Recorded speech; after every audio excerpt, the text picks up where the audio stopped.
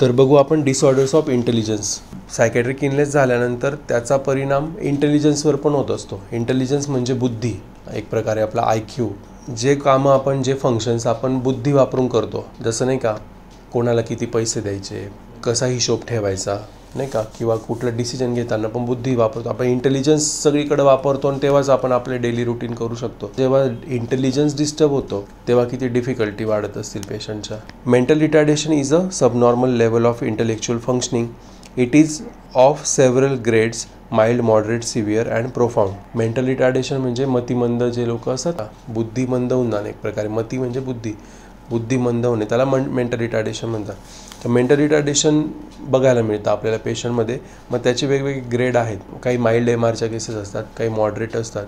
MR म्हणजे mental retardation. काही severe mental retardation असतं काहींचं प्रोफाउंड असतं. ओके, असे ग्रेड्स आहेत वेगवेगळे depending upon the IQ level. IQ काय असतं, intelligent quotient. Intellectual deterioration occurs in dementias and other organic conditions and schizophrenia. Intelligence कोणत्या केसेसमध्ये, कोणत्या डिसीजमध्ये अफेक्ट होतो, तर स्किझोफ्रेनिया आणि काही अदर ऑर्गॅनिक डिसीज कंडिशन ज्या आपण शिकणार आहे त्याच्यामध्ये, आणि डिमेन्शियामध्ये IQवर इफेक्ट होत असतो किंवा इंटेलिजन्सवर इफेक्ट होत असतो. तर हे होतं डिसऑर्डर्स ऑफ इंटेलिजन्स. आता बघू आपण disorders of insight and judgment. Judgment is impaired in many organic conditions and in सायकोसिस. जजमेंट आणि इन्साईटला एक प्रकारे मराठीमध्ये म्हणतात अंतर्दृष्टी, आणि जजमेंटला म्हणतात की एखाद्या व्यक्तीबद्दल, वस्तूबद्दल, घटनेबद्दल आपण जे जजमेंट ठरवतो की नेमकं एखादी गोष्ट बरोबर घडते की नाही, का चुकीची घडते. आता समजा इकडे ट्रॅफिक दिसते, एखादी रस्त्याने जाताना पुढे ट्रॅफिक दिसते, तर आपण जजमेंट घेतो की आपण जर पुढे गेलो तर आपण अडकून जाऊ, त्याच्यापेक्षा मग आपण इकडून जाऊ. दिस इज जजमेंट. किंवा एखादी व्यक्तीला भेटलो, त्याने काहीतरी आपल्याला एखादी गोष्ट डिस्कस केली आपल्याशी, तर ती डिस्कस केल्यानंतर तो गेल्यानंतर किंवा तेव्हाच आपल्याला काही डिसिजन द्यायचं आहे किंवा उद्या सांगायचं आहे आपलं डिसिजन, तर आपण जजमेंट घेतो. नेमकं त्याने जे आपल्याला सांगितलं त्याच्यात आपला किती फायदा आहे, किती तोटा आहे, ते किती खरं होतं, किती खोटं होतं, हे जे अंदाज लावतो आपण, याला जजमेंट म्हणतात एक प्रकारे. मग जेव्हा जजमेंट आणि इन्साईट हे डिस्टर्ब होतात तेव्हा काय दिसतं आपण बघू. Judgment is impaired in many organic condition and in सायकोसिस. वेगवेगळ्या ऑर्गॅनिक कंडिशन्स ज्या आपण डिसीज कंडिशन बघणार आहे, आणि सायकोसिसमध्ये इन्साईट अँड जजमेंट हे इम्पेअर्ड होत असतं.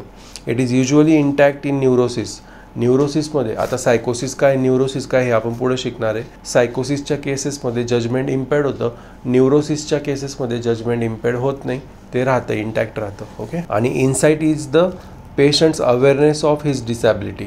इन्साईट म्हणजे स्वतःला माहीत असणे, एक प्रकारे अंतर्ज्ञान असणे, की जर त्याला काही आजार झालेला आहे किंवा त्याला काही डिसॅबिलिटी आलेली, तर त्याला स्वतःला जाणीव असणे किंवा माहीत असतं त्याला की मला असा प्रॉब्लेम आहे, त्याला इन्साईट म्हणतात. म्हणजे पेशंटला जर जेव्हा आपण विचारतो, आता इन्साईट पण चेक करायसाठी मेंटल स्टेटसमध्ये पॉईंट आहेत.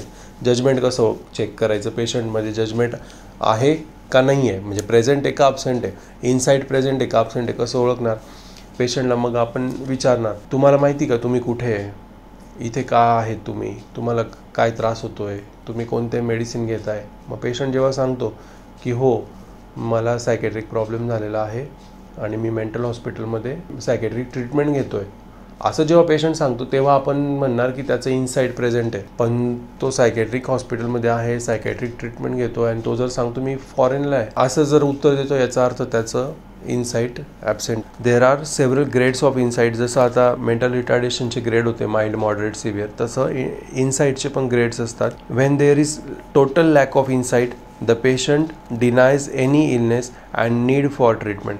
म्हणजे जेव्हा पूर्णपणे एखाद्या पेशंटचा इन्साईट लॉस असतो झालेला, गेलेला असतो, इन्साईट अजिबात प्रेझेंट नसतो, त्यावेळेस तो ॲक्सेप्टच करत नाही की मला सायकॅट्रिक प्रॉब्लेम झालेला आहे किंवा मला ट्रीटमेंटची गरज आहे. तो म्हणतो मला काहीच झालं नाही, मी नाही येणार दवाखान्यात, मला नाही यायचं सायकॅट्रिस्टकडे, नाही का, असं तो डिनाय करतो. डिनाय म्हणजे नकार देणे किंवा विरोध करणे एक प्रकारे. Preservation of insight implies his awareness of his symptoms and their casual relationship to his psychic life, and it implies a readiness to effect a change by altering his behavior and to follow the medical advice.